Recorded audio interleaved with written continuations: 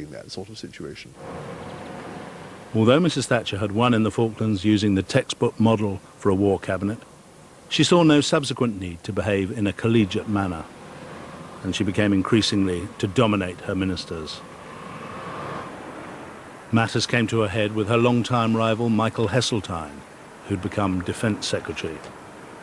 He believed that Mrs. Thatcher was illegitimately seeking to deny his right to oppose her, and there was a showdown in a cabinet meeting. The issue is the way she behaved, and she tried to rig the situation. I said that I cannot accept that conclusion, folded my papers, walked away. And, of course, it was portrayed as storming out. I've never stormed out of anywhere. I'm a pancake, you know. I'm a very, very calm, controlled person, but nobody cheats on me. It would be wrong for me to say anything at this instant. I have resigned from the Cabinet, and I will make a full statement later today. Heseltine was the first minister in 100 years to resign during a cabinet meeting. But over the next 4 years, Mrs. Thatcher would lose a number of her other cabinet ministers after increasingly bitter rows. It's not a very happy cabinet, that last one at all. One could see it disintegrating in a way that as the number grew who did not share her view, and the number who did melted away. I once sort of sat idly looking around the room, and I thought, you know, she'd be very pressed to win an election if the cabinet were the voters. In the leadership contest provoked by Michael Heseltine, Mrs. Thatcher sought the support of her own cabinet ministers. One by one in her room in the Commons, her ministers told her they thought she was finished. At 9 the next morning, ministers arrived for a special cabinet meeting. Are you still behind the Prime Minister, Mr. Waterbury? Yes, ma'am. They were to hear from the Prime Minister that she'd decided to resign. There was a rather dramatic moment when one of the cabinet said, you know, Michael is guilty of regicide. And she said, in that amazingly frank way, oh, no, no, no, she said, it wasn't Michael, she said, it was the cabinet. Which was quite a moment. And after it was over, there was a look on their faces, some of them. What have we done? But it had been done. There was no turning back. Margaret Thatcher would later say that she'd been brought down by treachery with a smile on its face. She'd won a war and had won 3 general elections, but she'd come to take her cabinet for granted, and in the end, when she needed them most, they turned against her.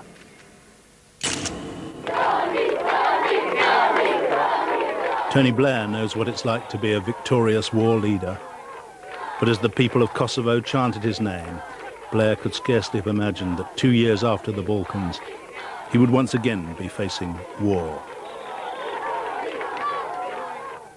This mass terrorism is the new evil in our world today. It is perpetrated by fanatics who are utterly indifferent to the sanctity of human life. And we, the democracies of this world, are going to have to come together to fight it together and eradicate this evil completely from our world. What happened, actually, as far as the cabinet and the cabinet system is concerned, once the horrible events of September the 11th happened? Well, the horrific memory of it, I stood with Tony Blair and saw it happen. Of course, we were both at the TUC, and the consequences of it were really horrific. And that inevitably meant that government would obviously be meeting, and Tony did call a meeting of the cabinet members. Blair played it by the book. First, he went to the Cabinet Office to meet his key ministers and top security officials. In the secret briefing room, they put the country on a state of the highest alert in case of terrorist attacks. Blair then called an emergency meeting of the full Cabinet. They gave total backing to the American war on terrorism. Since September the 11th, the Cabinet has met as normal once a week. Full cabinet in this emergency is reported to in the way it was on the Balkans. And it gets more time to talk about these sorts of things than it does on some others, like economic affairs, for example. But still, it is a reporting to body rather than a serious player in this. And the collegial nature of it is very much confined in real terms to the War Cabinet rather than the full Cabinet. The Chief of the Defence Staff, Admiral Sir Michael Boyce, is a leading member of the War Cabinet that Blair set up when the military action against Afghanistan began. Sir Stephen Lander, the head of MI5, the security service, is also a member. Unusually, the Chancellor is in the War Cabinet and is involved in cutting off bin Laden's finances. Another member is the Overseas Development Secretary Claire Short, who had initially expressed her public reservations about the prospect of American bombing. The War Cabinet discusses the latest military and diplomatic developments. Condemns the Taliban's and then calls for the broad-based anti-ethnic group and asks for support for the approach. It was originally going to be the guidelines laid down by Brahimi, but it's now the approach, and that change was actually important. Blair's formal War Cabinet, which is larger than the traditional model, includes 8 ministers and the heads of the intelligence agencies. It has met once a week since the military action began. On Brahimi, my assessment of Brahimi is that he has... Along with Alistair Campbell in the War Cabinet, the key link man with the White House is Jonathan Powell, Tony Blair's Chief of Staff. In a 24-hour-a-day war operation, defence and intelligence officials monitor the progress of the war. And at first light, Tony Blair goes through their reports.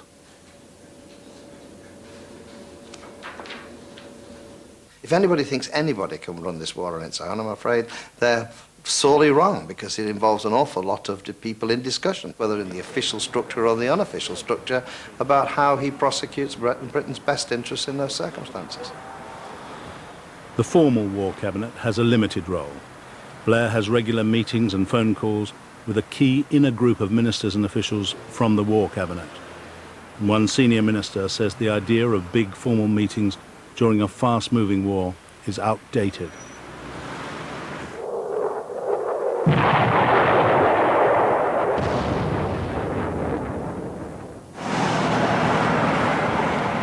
Since September the 11th, Blair has embarked on a dizzying round of personal diplomacy.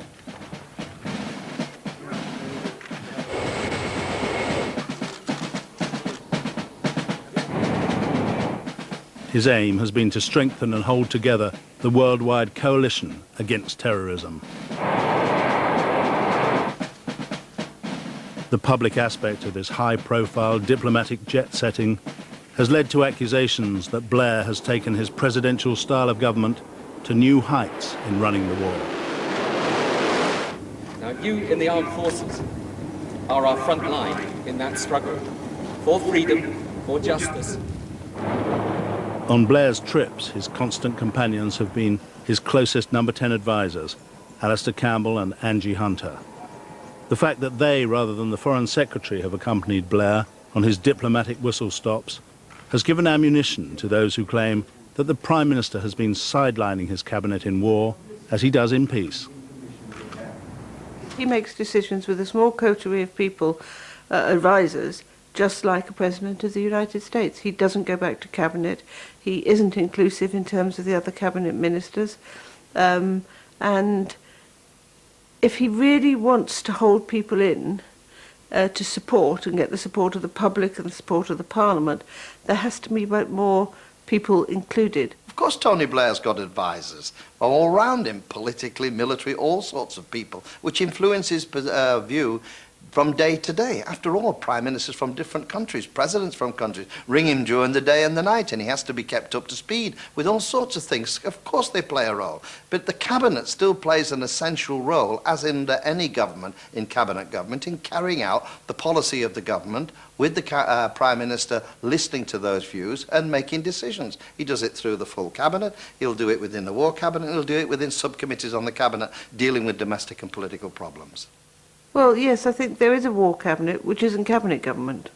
I mean, they're treating Cabinet as if it's irrelevant, as if it doesn't work, and it probably isn't working, because I think Tony's acting more like a president than a prime minister. And in that situation, the Cabinet itself is dead. It doesn't have a function to play. And what do you say to someone like Mo Mowlam, who says that Cabinet government is now dead? Well, she's daft. This week in Downing Street, the fall of Kabul was seen as a vindication of Blair's strategy and style of running a war. Like Mrs. Thatcher in the Falklands, he's used the official military, diplomatic and intelligence machinery as a key insurance for a Prime Minister. But since he came to power, Tony Blair has downgraded the traditional system of cabinet government that he sees as old-fashioned and ineffective. But the fate of Mrs. Thatcher is an object lesson not to take the cabinet for granted. Just look round that cabinet table. You think they're going to sit there like sheep and not say what they think? Of course they say what they think, but at the end of the day, there's a major unity and consensus around the policy that's being put forward by the Prime Minister, and there's never been any doubt about that. If and when British politics does return to normal, Blair's ministers will need to show whether he has so remoulded cabinet government that it is now dead, or whether it's been merely sleeping.